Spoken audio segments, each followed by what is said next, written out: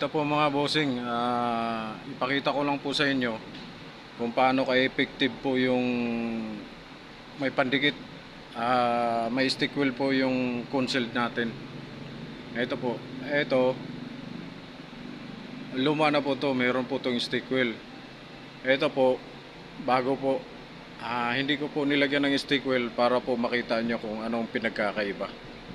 So kayo na lang po ang titingin at kayo na lang din po ang humusga kung saan yung mas maganda at epektibo para magiging matibay.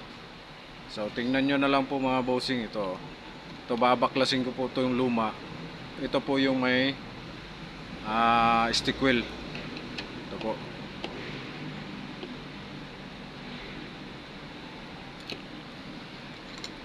Yan na po mga bossing, natanggal na po natin yung stick wheel. Yan pa rin siya, nakakapit pa rin, mahirap pa rin tanggalin. Oo, yun, tanggal na siya. Ito naman po yung isang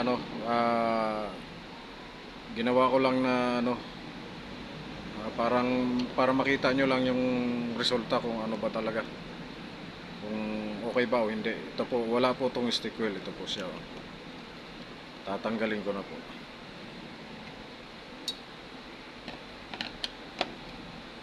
Ayan. Hindi pa po natanggal yung isang tornilyo, malalaglag na siya. Yun, oh. Ayan po mga bossing. Kaya kung sakaling nag-DIY po kayo ng cabinet nyo, huwag nyo pong kalimutan na lagyan po ng stick wheel yan. Napakalaking bagay po niyan. Kasi ang tornilyo po nito nakakapit sa plywood, maliit lang po kasi yan eh. Kaya kung wala siyang pandikit, siguradong madali po siya matanggal. Ito lang po yung tornilyo nyo. Maliit lang po niyan. Yan lang po.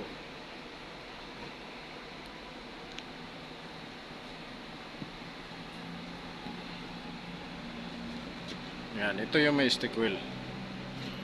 Yan. Ito, ganun din po doon sa baba. Ito rin po yung may stick wheel, mga boss. Yan, tanggalin natin.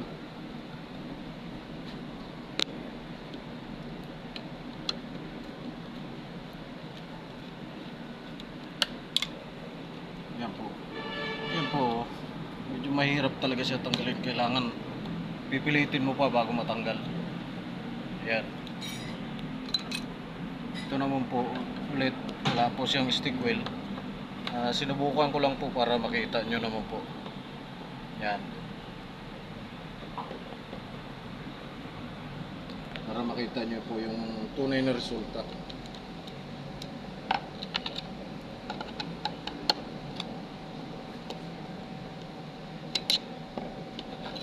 Yan po. Tanggal na ho kagad siya. Yan. Tanggal na kagad. Hindi nyo na kailangan hilahin kung saan na siya natatanggal. Kaya kung nagpapagawa po kayo ng cabinet, ito po ang palagi nyong tignan.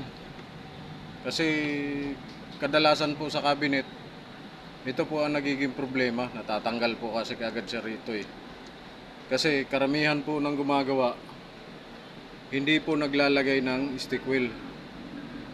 Yan. Katulad lang po nito yan.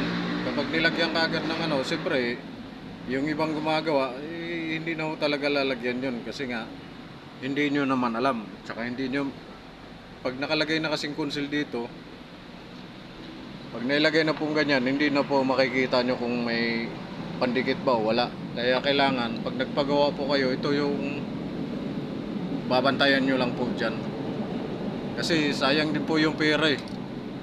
Ang mahal po ng pagpagawa, tsaka pagbili ng materyales. Siyempre pag paulit-ulit, kung masira kaagad to, di sayang naman.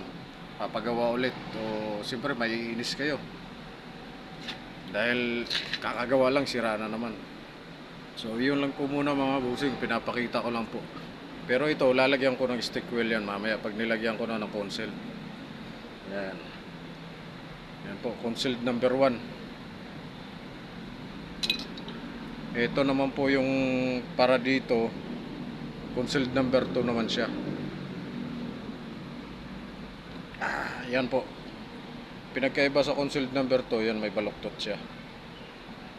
Hindi katulad nung number 1, diretso lang siya. Ito po yung number 1, diretso lang. Number 2. So, yun lang po muna mga bossing. Sunod ulit.